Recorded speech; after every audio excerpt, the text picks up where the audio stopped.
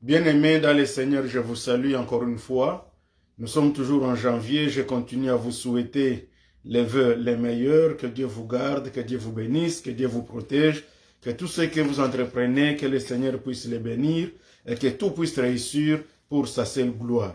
Alors, aujourd'hui, je ne vais pas vous emmener très loin, mais il y a quelque chose de très important que je veux que nous puissions partager tous ensemble en cette soirée d'aujourd'hui, en ce jour d'aujourd'hui, en ce matin d'aujourd'hui. Ça dépend de quelle heure vous me suivez. Mais je vous aime et je continue à prier pour vous. Que Dieu vous garde, que Dieu vous bénisse, que Dieu vous fasse prospérer.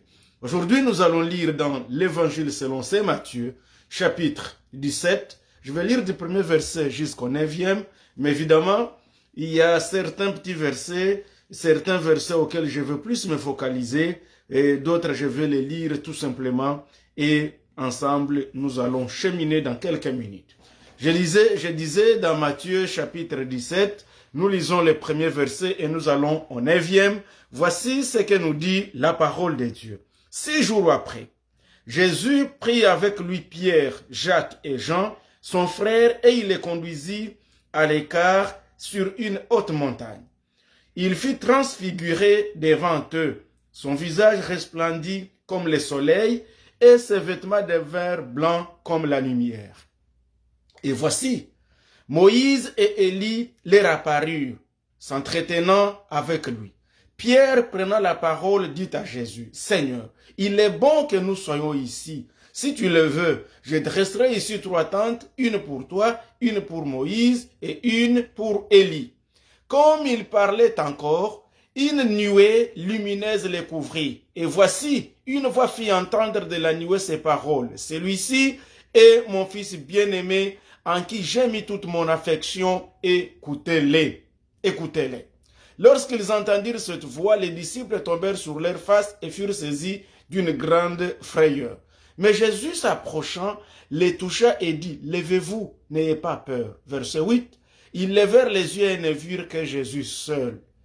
9. Comme ils descendaient de la montagne, Jésus leur donna cet ordre. Ne parlez à personne de cette vision jusqu'à ce que le Fils de l'homme soit ressuscité des morts. Je relis le verset 9. Comme ils descendaient de la montagne, Jésus leur donna cet ordre. Ne parlez à personne de cette vision jusqu'à ce que le Fils de l'homme soit ressuscité des morts. Alléluia. Bien-aimés, que Dieu vous bénisse. Alors nous allons prier. Le sujet dont nous allons parler aujourd'hui, ne parlez à personne de cette vision. Ne parlez à personne de cette vision. Ne parle à personne de ta vision jusqu'à ce qu'elle s'accomplisse. Ne parle à personne. Ne parle à personne. Prions. Seigneur notre Dieu, nous te rendons grâce et nous te sommes infiniment reconnaissants car tu es bon. Merci Jésus pour ce temps que tu nous accordes. Merci Seigneur pour ce jour d'aujourd'hui. Je te présente Père éternel la leçon de ce jour et nous avons besoin de ton Saint-Esprit pour nous éclairer et nous parler davantage.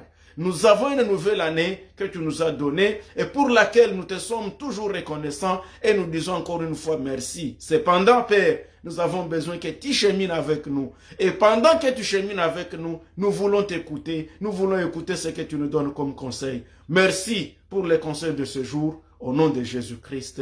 Amen. Alors, bien aimé, que Dieu vous bénisse. Vous pouvez partager la vidéo et j'en serai édifié également.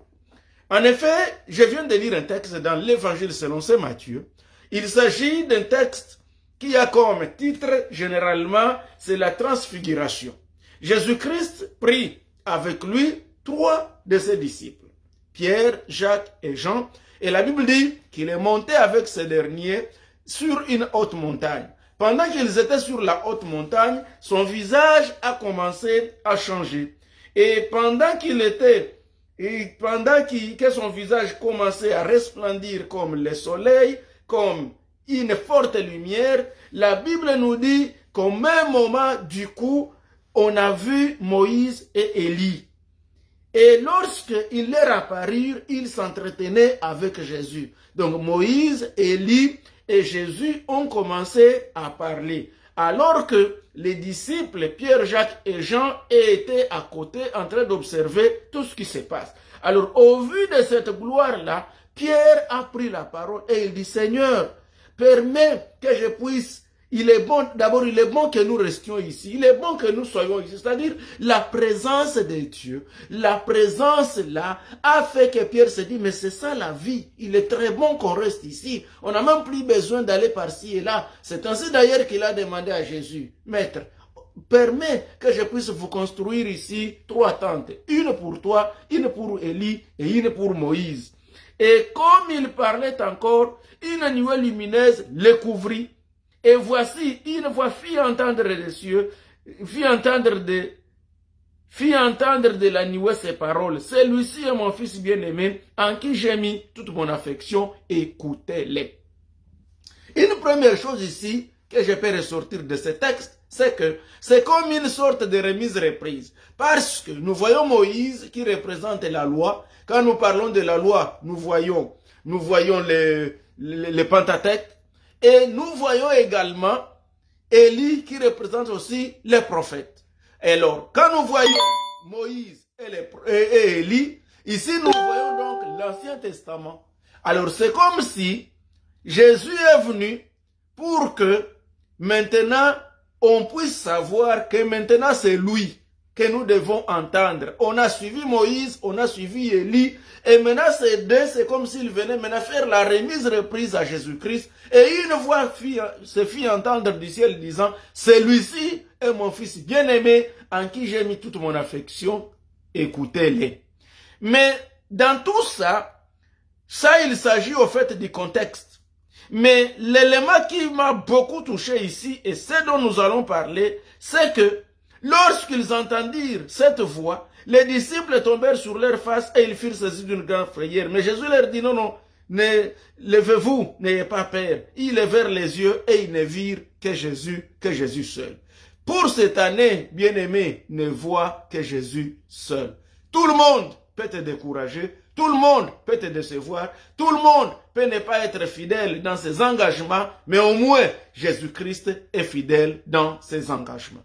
Alors Moïse et Élie ont disparu et Jésus est resté seul. Et comme déjà une parole venait de sceller que c'est maintenant Jésus que nous devons écouter seul, bien-aimés dans le Seigneur, les disciples avaient reçu déjà la réponse très importante dont ils avaient besoin. Mais regarde ce que Jésus dit. Que lorsqu'ils descendaient de la montagne, Jésus leur donna cet ordre, ne parlez à personne de cette vision jusqu'à ce que le Fils de l'homme soit ressuscité des morts. Et aujourd'hui, je vous ai dit, nous allons parler d'un petit thème qui s'intitule « Ne parler de cette vision à personne ». Écoute-moi très bien. Nous avons commencé une nouvelle année.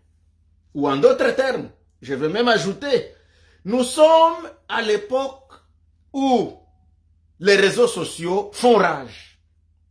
Nous sommes au moment où on dirait nous sommes dans un petit village. Il n'y a plus de secret. Tout ce qui se fait ici, même quand moi je ne vous vois pas, vous me voyez. Même quand vous ne réagissez pas, il y en a qui suivent ce que je suis en train de vous dire.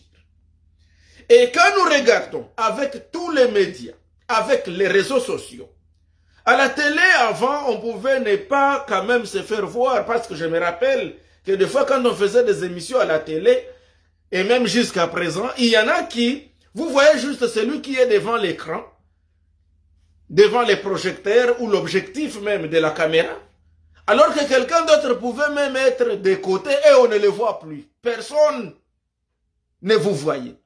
Et aujourd'hui, il n'y a plus de secret. Mais pour que vous puissiez réussir cette nouvelle année, vos projets bien-aimés dans le Seigneur, le secret est l'élément très important dont je vais parler. Ici donc, bien-aimé, mettons à l'esprit, pour protéger ta paix intérieure, tu as besoin de garder les secrets. Ce n'est pas tout en tant qu'enfant de Dieu, ce n'est pas toute ta vie que tu dois exposer sur les réseaux sociaux comme on le voit aujourd'hui.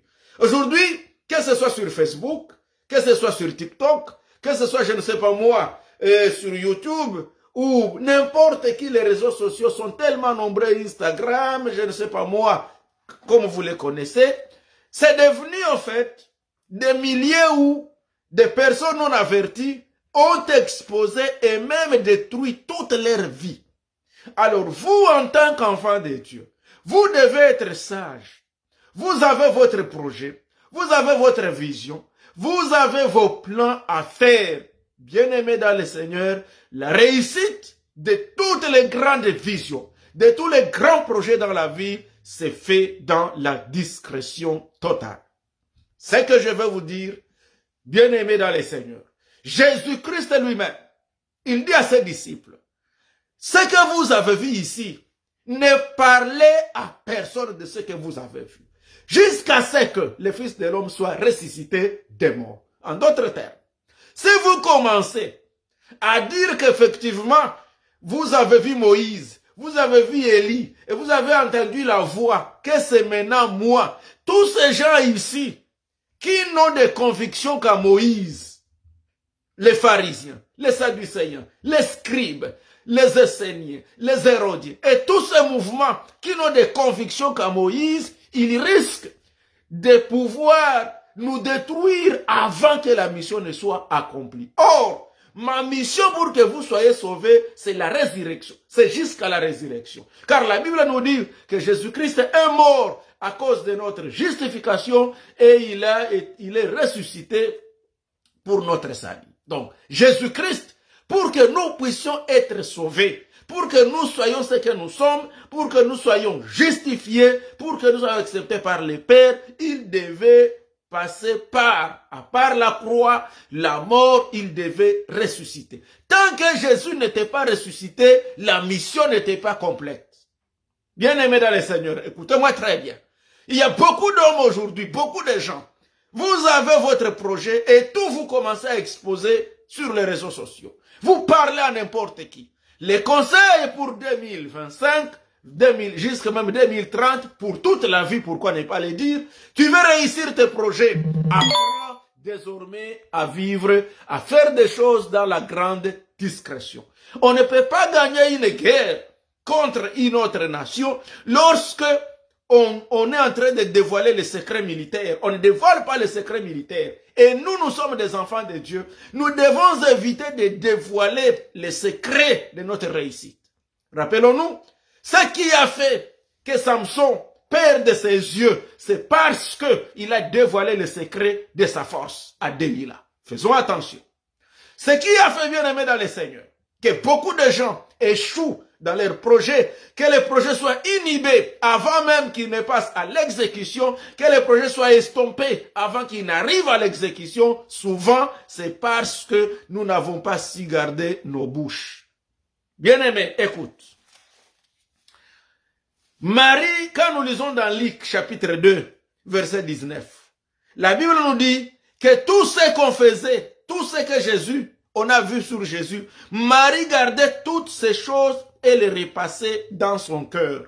Marie a gardé Jésus dans la discrétion. Marie ne racontait pas tout ce qu'on lui disait à partir de Jésus-Christ. Même quand on disait que cet enfant ici, il sera là pour le relèvement de beaucoup. Il sera lui, c'est lui Jésus, c'est lui qui est venu sauver les gens de ses péchés. Marie gardait toutes ces choses dans son cœur. C'est ce que la Bible nous dit. Elle a gardé toutes ces choses. Regarde un peu. Lorsque les bergers sont venus et les anges eurent quitté pour retourner au ciel, les bergers se dirent les uns aux autres, allons jusqu'à Bethléem et voyons ce qui est arrivé, ce que le Seigneur nous a fait connaître. Ils y allèrent en hâte et ils y trouvèrent Marie et Joseph et le petit enfant couché dans la crèche. Après l'avoir vu, ils racontèrent ce qui leur avait été dit au sujet de ce petit enfant. Tous ceux qui les entendirent firent dans l'étonnement de ce que leur disaient les bergers. Marie gardait toutes ces choses et les repassait dans son cœur. Et les bergers s'en retournèrent, glorifiant et louant Dieu pour tout ce qu'ils avaient entendu et vu et qui était conforme à ce qui leur avait été annoncé. La discrétion. Si vous voulez réussir cette nouvelle année, bien-aimés dans le Seigneur, apprenez à choisir quoi dire, quoi ne pas dire. Quoi partager sur YouTube, quoi partager sur Facebook, quoi partager sur Messenger, quoi partager sur TikTok et quoi ne pas partager. Écoutez-moi très bien. Vous avez besoin de la réussite. Notre Seigneur Jésus-Christ est notre modèle. Il enseigne à ses disciples, il leur dit, ne parlez à personne ce que vous venez de voir, jusqu'à ce que son temps arrive. Alléluia. Bien-aimés. Vous savez, nous sommes dans un monde où les gens veulent tout savoir de vous. Mais sachez que tout le monde n'a pas droit à tout savoir sur votre vie. Tout le monde n'a pas droit à tout savoir sur tes projets. Tout le monde n'a pas droit à tout savoir sur tes voyages, sur tes programmes, sur tes enfants, sur ton épouse, sur ton foyer, sur ton mari. Tout le monde n'a pas droit à savoir sur ton travail, sur ce que tu fais. Malheureusement, aujourd'hui, tout le monde a besoin de savoir. Maintenant, qu'est-ce qu'il fait? Qu'est-ce qu'il est en train de faire? Il est où? Il est allé où? Et voilà. Et c'est ainsi que vous trouvez quelqu'un même qui a votre numéro de téléphone et qui juste vous demande, mais comment ça va? Qu'est-ce que tu fais? Tu viens quand? Mais tu m'as envoyé où? Tu m'as envoyé où pour me demander je viens quand? Bien-aimé dans le Seigneur, mettez à l'esprit que la réussite de cette année vous requiert la discrétion. Ça vous requiert de choisir quoi dire et quoi ne pas dire. Et aussi à qui dire et à qui ne pas dire. Lorsque nous avançons, nous nous rendons compte que Jésus-Christ lui-même, dans Matthieu chapitre 27, les versets 11 jusqu'à 14, et même dans Marc chapitre 15, verset 5, et même si on peut aller Marc 14, 61, la Bible nous dit, laisse-moi vous lire, Matthieu 17, verset 9. Jésus leur donna cet ordre, ne parlez à personne de cette vision jusqu'à ce que le Fils de l'homme soit ressuscité des morts. Matthieu 27, verset 14. Et Jésus ne lui donna de réponse sur aucune parole, ce qui étonna beaucoup les gouverneurs. Ça, c'était le gouverneur Pilate. Lorsque Jésus lui dit, mais dis-nous, si réellement c'est toi, le Fils de Dieu, si réellement tu es le Seigneur, tu es le Christ. Il a d'abord répondu. Et après, quand ils ont insisté, il n'a plus dit aucun mot. Jésus était en train de nous enseigner. C'est juste pour que nous comprenions qu'on doit choisir le moment de répondre et le moment de ne pas répondre. Il n'a point ouvert la bouche. Ça, c'est dans Ésaïe 53, verset 7.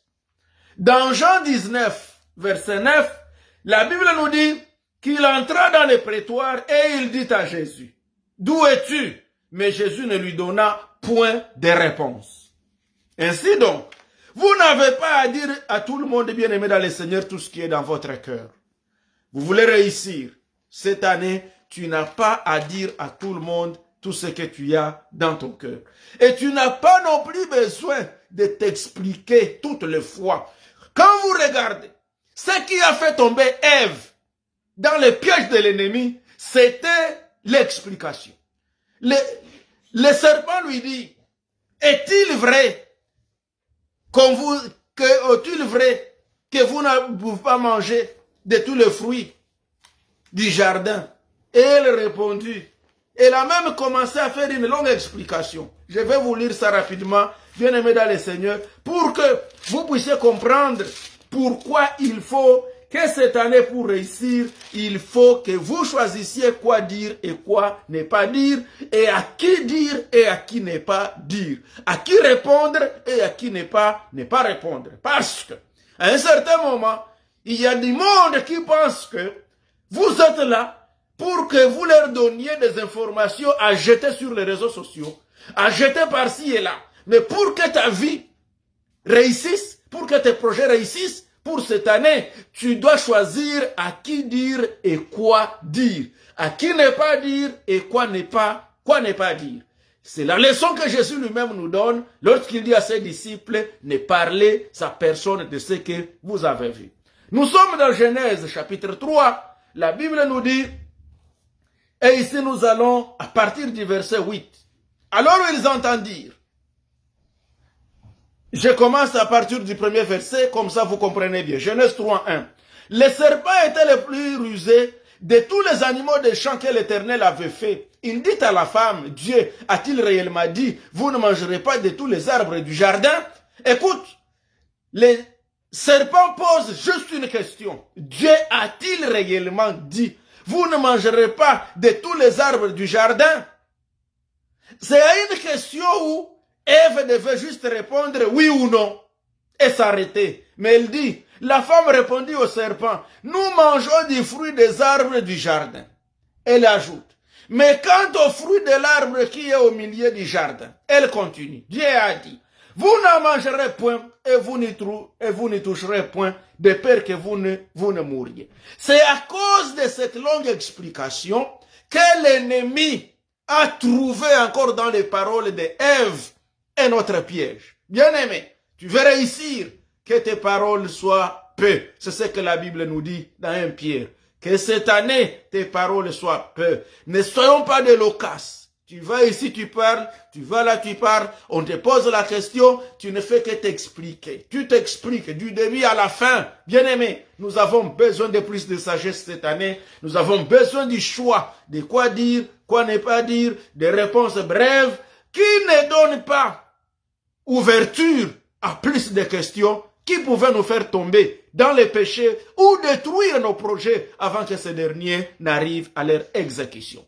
Verset 4, Genèse 3. Alors le serpent dit à la femme, vous ne mourrez pas, vous ne mourrez point. Regardez, pourquoi le serpent arrive à dire vous ne mourrez point? C'est parce que Ève elle-même avait dit que Dieu a dit, vous n'en mangerez point et vous n'y toucherez point de peur que vous ne mouriez.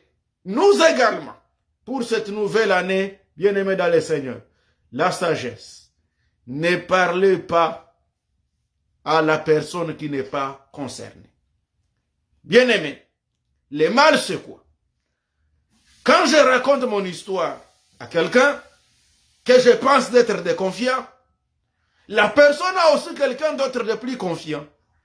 Et l'autre a aussi quelqu'un d'autre de plus confiant. Et c'est ainsi que ton histoire se raconte, jusqu'à se retrouver là où elle n'était pas censée se retrouver. Et là, tu es en train d'ouvrir une porte pour que l'ennemi te détruise. Et ça, c'est par toi-même. Ève elle-même a ouvert la porte. Et l'ennemi ajoute, mais Dieu sait que les jours où vous en mangerez, vos yeux s'ouvriront. Et que vous serez comme Dieu connaissant les biens et les mal. Et la femme vit que l'arbre était bon à manger et agréable à la vue, et qu'il était précieux pour ouvrir l'intelligence. Elle prit de son fruit et en mangea. Elle en donna aussi à son mari qui était auprès d'elle, et il en mangea. Que Dieu nous pardonne. Je reviens donc dans mon explication. Je vous ai bien dit que je ne vais pas être très long aujourd'hui. Cependant, je vais juste vous parler que même j'ai un peu médité et je me suis rendu compte que la plupart des grandes choses que le Seigneur fait, il les a faites dans la discrétion. Si Joseph a connu les combats avant les temps, c'est parce que il a parlé de son songe à ses frères avant les temps. Si Joseph pouvait garder ses secrets et se mettre à genoux, en train de prier le Seigneur, pour que le Seigneur accomplisse la vision à son temps, Joseph n'aurait pas traversé peut-être ce qu'il a traversé. Mais gloire soit rendue à Dieu, car Dieu l'a protégé, parce qu'il avait l'objectif d'atteindre la mission qu'il lui avait accordée. Nous également, chers enfants de Dieu, quand vous s'aimez, quand nous regardons, j'ai lu un peu le texte dans Marc 4, 26 à 29, et ce texte-là, sur la croissance, je l'ai toujours enseigné sur la croissance spirituelle, mais aussi il m'a révélé autre chose. Ce texte de Marc, chapitre 4, la Bible nous dit ce qui suit. Il dit encore, il en est du royaume de Dieu comme quand un homme jette de la semence en terre, qu'il dorme ou qu'il veille. Nuit et jour, la semence germe et croît sans qu'il sache comment. La terre produit d'elle-même d'abord l'herbe, puis les pis, puis les grains, tout formé dans les pis. Et dès que le fruit est mûr, on y met la faucille et la moisson est là.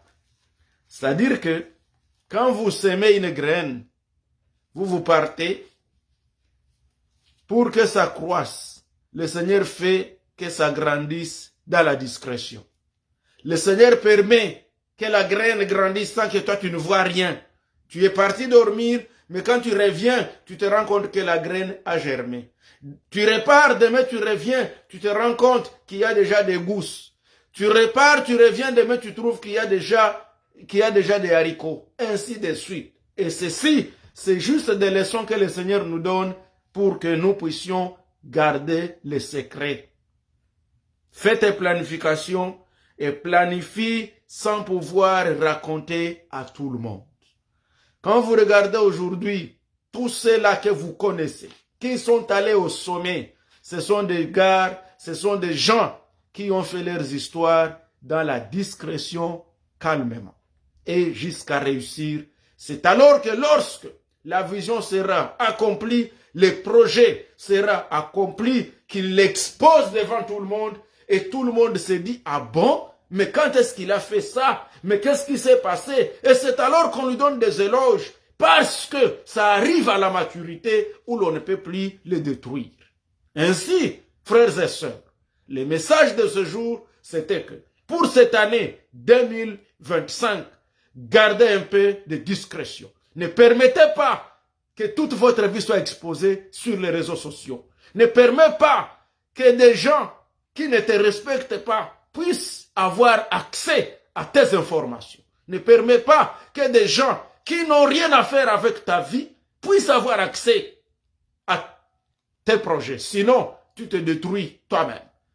Samson a détruit sa vie. Il s'est détruit soi-même parce que il a laissé accès libre à une information qui était censée être tenue secrète. Les nations puissantes aujourd'hui, ce sont des nations où n'importe qui ne peut pas savoir l'armement.